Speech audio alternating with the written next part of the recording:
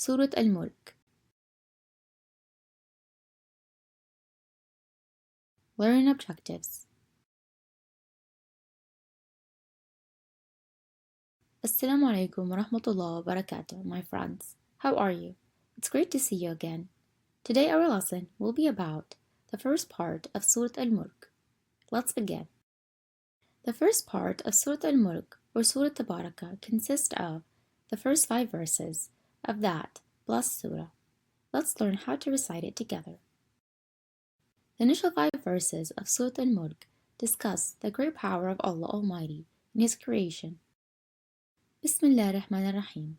Blessed is the one in whose hands rests all authority, and He is most capable of everything. He is the one who created death and life in order to test which of you is best in deeds, and He is the Almighty, all-forgiving. He is the one who created 7 heavens, one above the other. You will never see any imperfection in the creation of the most compassionate. So look again. Do you see any flaws? Then look again and again. Your sight will return frustrated and weary. And indeed, we adorned the lowest heaven with stars like lamps, and made them as missiles for stoning eavesdropping devils, for whom we have also prepared the torment of the blaze. Which of you noticed pause marks in the verses we just recited together? Well done. The indicated symbol indicates that it is preferred to continue reading rather than stopping. Well done.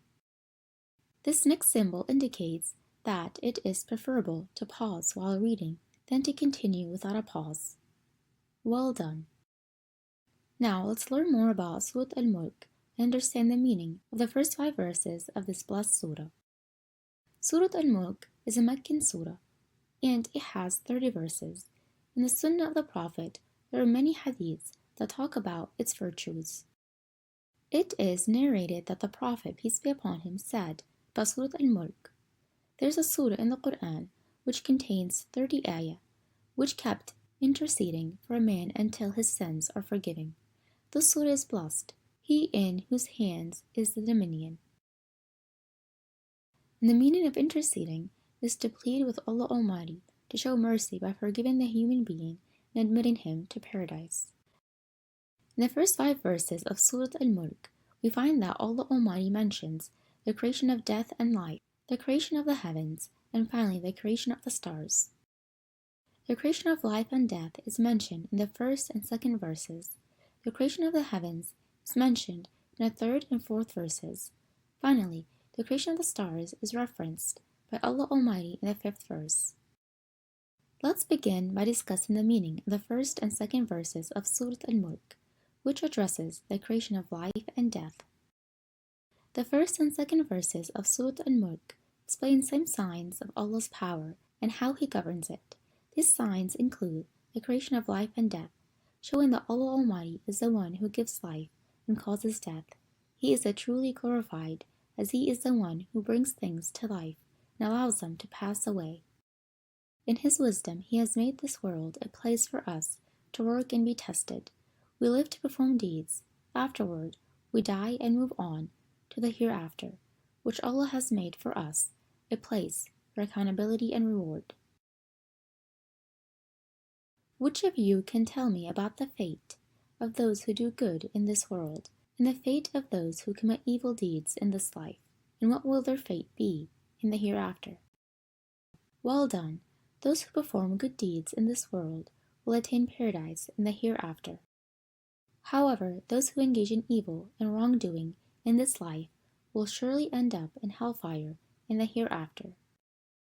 Allah Almighty says in Surat Al-Zilzilah, Bismillah ar-Rahman ar-Rahim, "So whoever does an atom's weight of good will see it, and whoever does an atom weight of evil will see it." Now let's talk about the meaning of the 3rd and 4th verses of Surat Al-Mulk, which describe the creation of the heavens. In the 3rd and 4th verses of Surat Al-Mulk, Allah Almighty mentioned His perfect creation of 7 heavens, one above the other. If any person were to look at the 7 heavens repeatedly, trying hard to find any flaws, they would not find any. They will come back defeated and disappointed before the might of Allah. All praise goes to the Creator, who has perfected everything He has created. Alright, now let's talk about the meaning of the fifth verse of Surat Al-Mulk, which discusses Allah's creation of the stars. In the fifth verse of Surat Al-Mulk, Tabaraka, we find that Allah Almighty has mentioned His creation of the beautiful shining stars that adorn the heavens. They have also been made to be thrown at the devils to burn them if they attempt to eavesdrop on the angels in the highest heavens. Now which of you can recite and properly explain the first 5 verses of Surat Al-Mulk?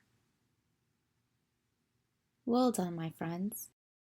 Today we have learned that Surat Al-Mulk is a Meccan surah with great virtue because it will keep interceding for one until his sins are forgiven. Therefore, it's important for us to read it regularly and reflect on its meaning. We have learned the first 5 verses of Surat Al-Mulk, where Allah Almighty mentioned the creation of life and death in the initial 2 verses, the creation of the heavens in the 3rd and 4th verses, and finally, the creation of the stars in the 5th verse. Finally, we have also learned that Allah Almighty has created the shining and beautiful stars to adorn the heavens and to be thrown at the devils in order to burn them away.